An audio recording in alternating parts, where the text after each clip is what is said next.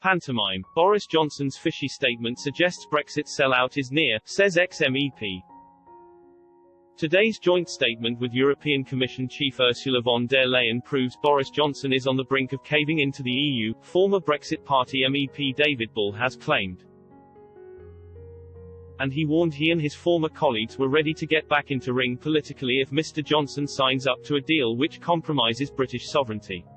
Speaking after the statement was published at lunchtime, Mr. Bull, a qualified medical doctor as well as being a television presenter who has fronted shows including Tomorrow's World.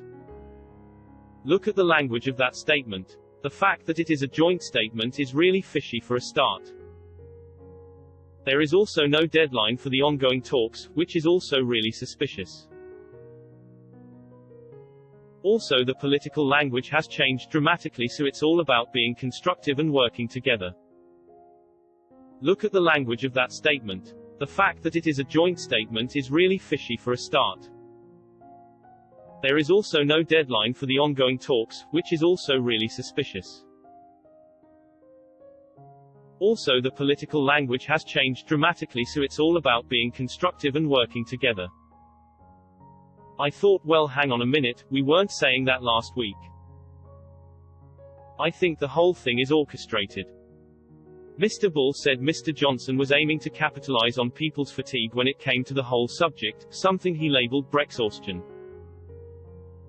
He added, and also there is another thing in terms of Christmas, we've got 3 weeks to go, and wouldn't it be marvelous if Father Christmas in the form of Boris came along and said HES got an fabulous deal that is oven ready. Both sides were effectively running down the clock, Mr. Bull suggested. He warned, reading between the lines, that statement means there is no way there is a no deal. Mr. Bull predicted compromise on the UK side was inevitable, which by its very definition would involve breaching red lines on fishing, state aid and the European Court of Justice, something which he and fellow Brexiteers were unable to tolerate. He said, we've been fairly quiet and watching and waiting, and we believed the Prime Minister when he said he was trying to negotiate the best deal possible. Now clearly, from what it says on my Twitter feed and Facebook, people are livid. They must think that people are stupid, because it is obvious what they are doing. As for his own plans, he said, if is a sellout, and if it is BRINO, then yes, we are ready to come back and take him on. Because we did not fight this hard for such a poor outcome, if it is indeed a poor outcome.